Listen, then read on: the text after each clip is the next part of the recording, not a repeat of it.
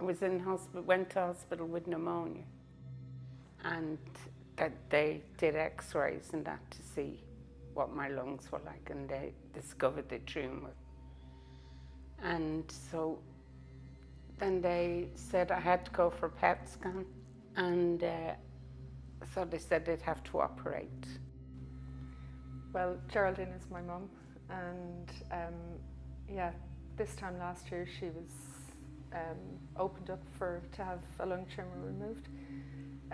We thought the tumour was just on the lower left lobe of her lung, and when the surgeon went in to do surgery, I was told basically the surgery took a lot longer than expected, and then the surgeon took me into a room and told me that she couldn't operate because the tumour was invasive into my mum's chest cavity, and it was into the aorta of her heart. So obviously hearing that, that was devastating, because I knew that when the tumour was in the aorta that they couldn't go near that. Yeah, so it was horrendous. So they basically stapled the side of her lung back up, and 20 staples, and left her for a couple of days in hospital, and then said, go home. It was horrendous. While we were waiting for a date while we were waiting for the PET scan, the day before we had the PET scan appointment, we had to travel from Almeria to Granada. My mum had tumours on each of her arms that were quite painful, and one of them was a very deep hole in her arm, and the other one just came up like, it was actually like a doorknob, it was so big. We waited for an appointment with a dermatologist, and the dermatologist in the local hospital had moved to Alicante. So we got a last minute cancellation. So literally an hour before we drove 3 hours to Granada, she had the tumours removed from each of her arms, sat in the back of the car propped up with pillows, and went to Granada, where we stayed in a hotel, and the next morning had a PET scan. She was so brave going through the surgery. She was really brave. Geraldine came out of hospital having been told they couldn't operate on a tumour because it was attached to the aorta, and she was told it was terminal, so she didn't have much choice. She asked for my advice. We sat down, we had a great chat, and I told her, okay, we can change her diet to stop feeding the tumour, we can work with vitamins and minerals to refeed her whole body, and also we were going to use cannabis oil to kill the tumour. And we started, from almost day one we started. What was great for her, because this was all new to Geraldine, within a week and a half, she was in a lot of pain coming out of the hospital. She was on morphine patches. Within a week and a half, she was off the morphine. And that was just, it gave her a great boost. She started to really believe in what she was doing.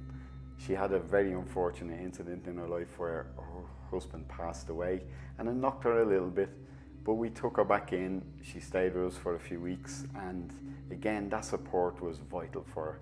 It didn't let her fall off track. Jump forward a year, and it's just incredible what's happened to this lady. Like, really, really incredible. First of all, simple things. She's out walking in the mountains every day. She lives in a mountain village isolated in Spain, and she's out walking up hills. She's even, some days she takes my big shepherd dog for walks.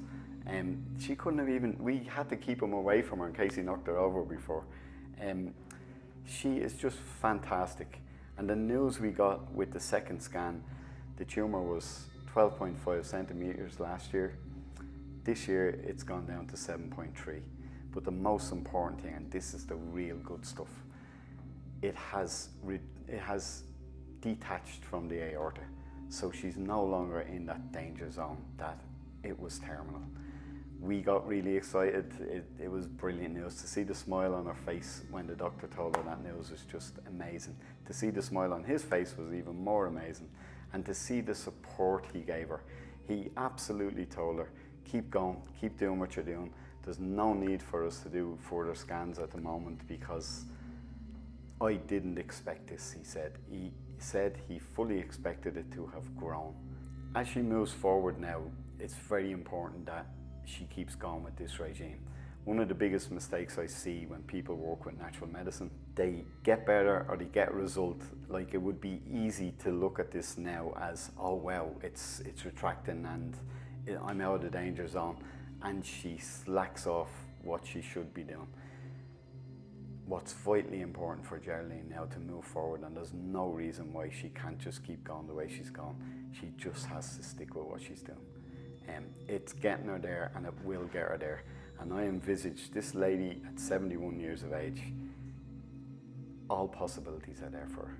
She's great, she's fantastic, she feels great, and yeah, the future looks bright.